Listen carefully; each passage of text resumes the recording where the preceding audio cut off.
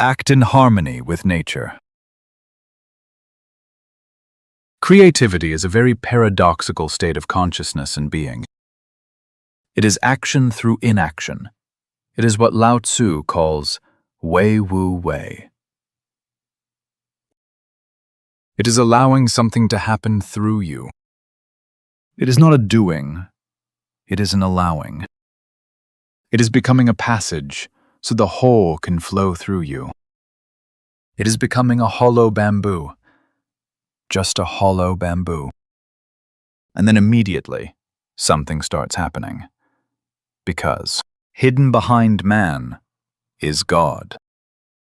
Just give him a little way, a little passage to come through you.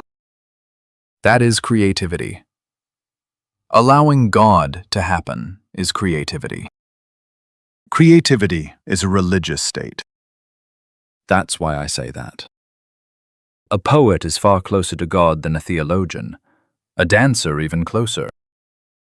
The philosopher is the farthest away, because the more you think, the greater the wall you create between you and the whole. The more you think, the more you are.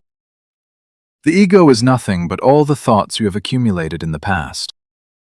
When you are not, God is. That is creativity. Creativity simply means you are in total relaxation. It does not mean inaction. It means relaxation. Because out of relaxation, much action will be born. But that will not be your doing. You will be just a vehicle. A song will start coming through you.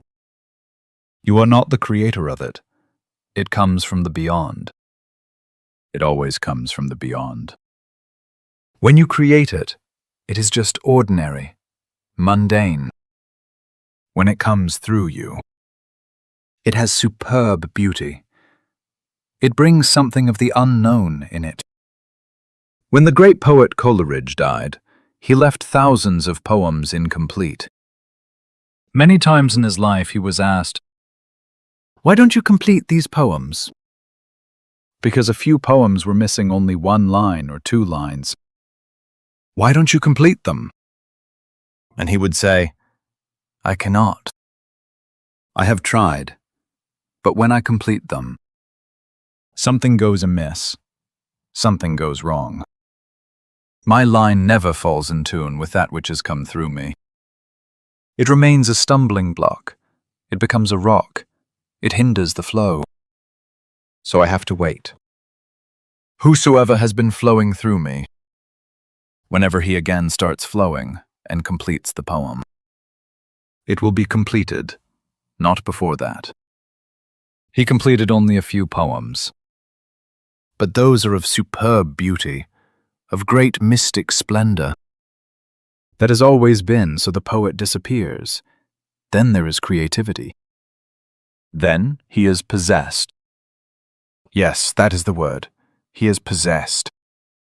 To be possessed by God is creativity. Simone de Beauvoir has said, "Life is occupied both in perpetuating itself and in surpassing itself." If all it does is maintain itself, then living is only not dying. And the man who is not creative is only not dying, that's all. His life has no depth. His life is not yet life. But just a preface, the book of life has not yet started. He is born, true, but he is not alive. When you become creative, when you allow creativity to happen through you, when you start singing a song that is not your own, that you cannot sign, and you cannot say, "It is my own," on which you cannot put your signature, then life takes wings, it upsurges. In creativity is the surpassing otherwise at the most. We can go on perpetuating ourselves. You create a child.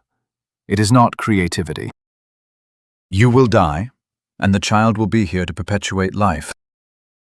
But to perpetuate is not enough, unless you start surpassing yourself. And this surpassing happens only when something of the beyond comes in contact with you. That is the point of transcendence, surpassing. And in surpassing, the miracle happens. You are not, and yet for the first time you are. The essence of wisdom is to act in harmony with nature. That is the message of all the great mystics, Lao Tzu, Buddha, Baha'u'lláh, Sosan, Sanai, to act in harmony with nature. Animals act unconsciously in harmony with nature. Man has to act consciously in harmony with nature. Because man has consciousness, man can choose not to act in harmony. Hence the great responsibility. Man has responsibility. Only man has responsibility. That is his grandeur. No other animal is responsible.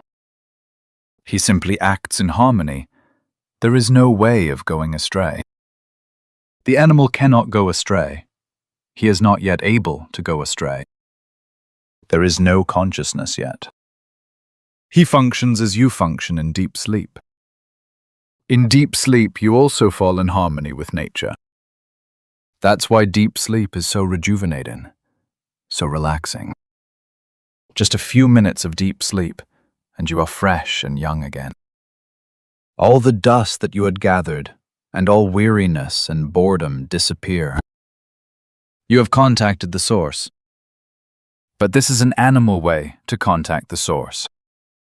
Sleep is an animal way to contact the source.